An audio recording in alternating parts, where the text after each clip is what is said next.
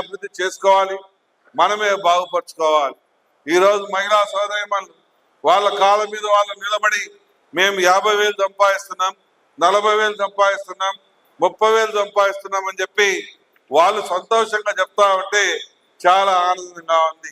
అలా ప్రతి ఒక్క కుటుంబం నుంచి ఒక మహిళ ఆ రకంగా తయారు కావాలనేది మన ప్రియతమ ముఖ్యమంత్రి గారి లక్ష్యం. ఆ లక్ష్యానికి అనుగుణంగా మనం అందరం కూడా పని చేసుకోవాలి, మనం అందరం కష్టపడాలి, మన వెనుకబడ్డ ప్రాంతాన్ని మనం బాగుపరుచుకోవాలి. మనలో మనమే చైతన్యం వచ్చేలా చేసుకొని ప్రతి ఒక్కరం కూడా మన కాళ్ళ మీద మనం నిలబడే విధంగా తయారు కావడానికి మన ప్రభుత్వం ఇస్తున్నటువంటి మార్గదర్శకాలని ఆదర్శంగా చేసుకుని ఉపయోగించుకొని లాభపడదాం, లబ్ధి పొందుదాం, బాగుపడదాం అని చెప్పి ఈ సందర్భంగా తెలియజేస్తా ఉన్నాను.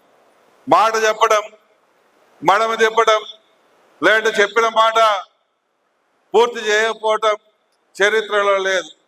నేను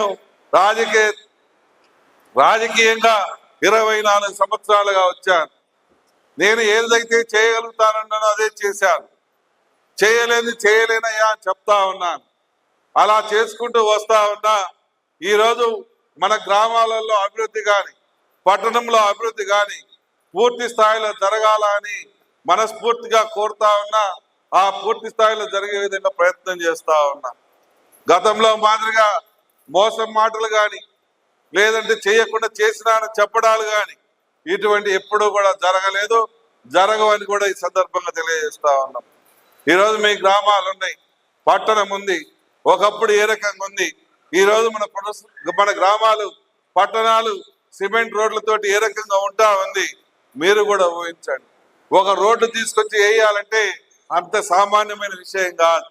ఎన్నో రకాలుగా క్రింది స్థాయి నుంచి పై స్థాయి వరకు అధికారులను మెప్పించాలి, రాజకీయ ప్రముఖులను ఒప్పించాలి, ఇలా నిధులు తీసుకురావాలి, చేయించాలి.